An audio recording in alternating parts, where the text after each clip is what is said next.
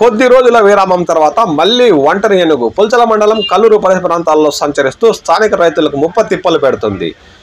కల్లూరు పరిసర ప్రాంతాల్లో ఉన్న పూరెడివారిపల్లి పరిసర ప్రాంతాల్లో కొబ్బరి, వరి పంటలపై తన దాడుల వేటను కొనసాగిస్తూ స్థానిక రైతులను భయభ్రాంతులకు గురి చేస్తుంది. చిత్తూరు జిల్లా పుల్చల మండలం కల్లూరు పరిసర ప్రాంతాల్లో మళ్లీ ఒంటరి ఏనుగు సంచరిస్తూ హల్చల్ చేస్తుంది.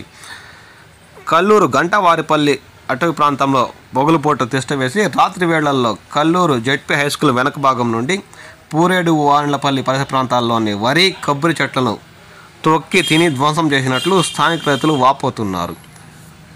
దీంతో మళ్ళీ పుల్చల మండలంలోని రైతులకు భయాందోళనలు మొదలయ్యాయి.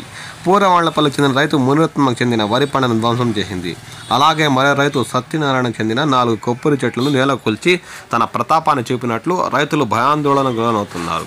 ఈ ఒంటరి ఏనుగును దూర ప్రాంతాలకు తరిమేస్తే తప్ప ఇక రాబోయే రోజుల్లో వరి, మామిడి పంటలు కాపాడుకోవాలంటే చాలా కష్టతరంగా మారుతుందని రైతులు తీవ్ర ఆందోళన చెందుతున్నారు. సంబంధిత శాఖ అధికారులు స్పందించి ఈ ఒంటరి ఏనుగును దూర ప్రాంతాలకు తరిమేసేందుకు తమ ప్రయత్నాలు కొనసాగించాలని వారు కోరుతున్నారు.